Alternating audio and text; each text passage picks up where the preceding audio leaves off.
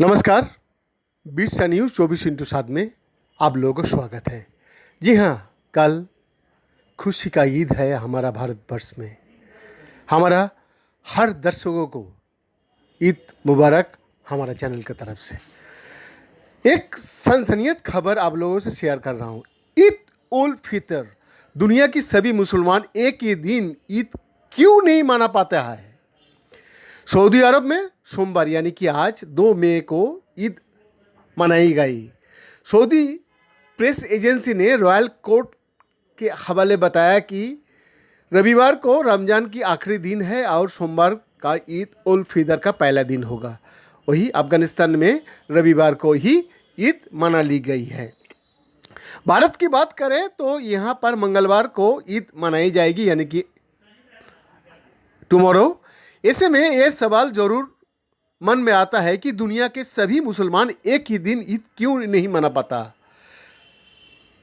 बांग्लादेश में Islamic foundation की moon sighting committee ने तय करती है कि मुस्लिम समुदाय का सबसे बड़ा त्यौहार ईद उल फितर किस दिन मनाया जाए।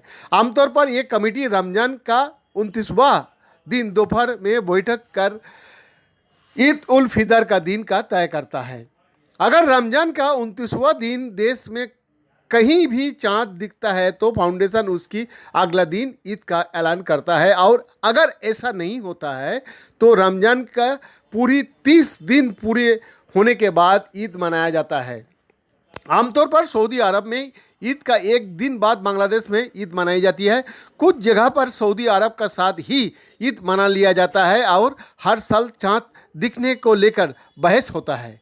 बांग्लादेश के जाने माने फिजिसिस्ट साथ ही इस्लाम और विज्ञान की लेखक डॉक्टर शमशेर अली कहता है कि मुस्लिम दुनिया इस्लाम के नियमों का पालन करके एक ही दिन ईद मना सकता है। शमशेर के मुताबिक अपनी ही देश में चाँद देखने का कोई बाध्यता नहीं है।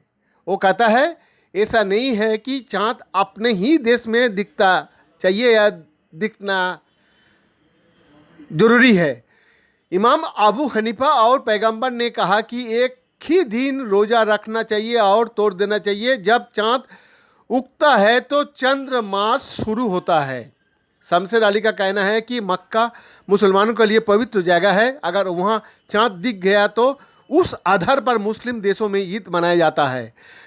दो देश का बीच का समय अंतर इसमें कई बड़ी समस्या नहीं है। इसी के साथ ऑर्गेनाइजेशन ऑफ इस्लामिक कॉरपोरेशन ने एक ही दिन रोज़ा और ईद की सिफारिश की है।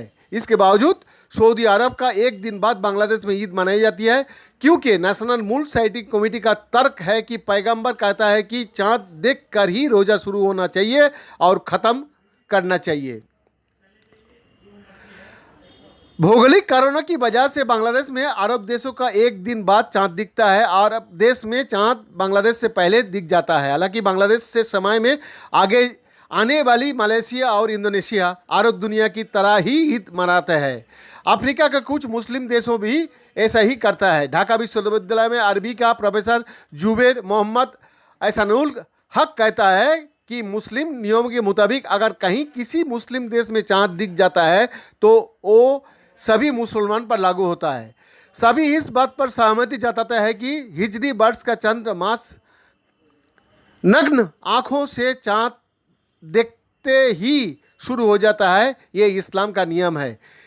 इसी वजह से कई इस्लामिक धर्मगुरु आज भी अपने अपने देश में नग्न आँखों से चाँद को देखने पर एतबार करता है। कुशातिया इस्लामिक यूनिवर्सिटी में अल कुरान और इस्लामिक स्टडीज़ डिपार्टमेंट का प्रोफेसर AFM अकबर हुसैन कहता है कि उन्हें ऐसा नहीं लगता है कि शरिया बोर्ड की सिफारिश पर ईद तय होता है, तो इसमें किसी को कोई भ्रम नहीं होना चाहिए।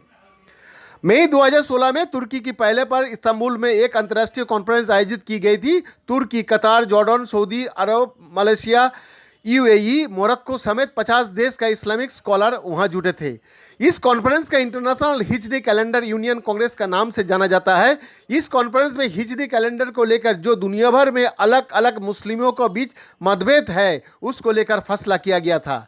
ज़्यादातर लोग का कहना था कि दुनिया का सभी मुसलमान को एक कैलेंडर में शामिल किया जाना चाहिए, और अगर ऐसा होता है तो पूरी मुस्लिम दुनिया में एक ही दिन ईद और रोजे की शुरुआत की जा सकती है।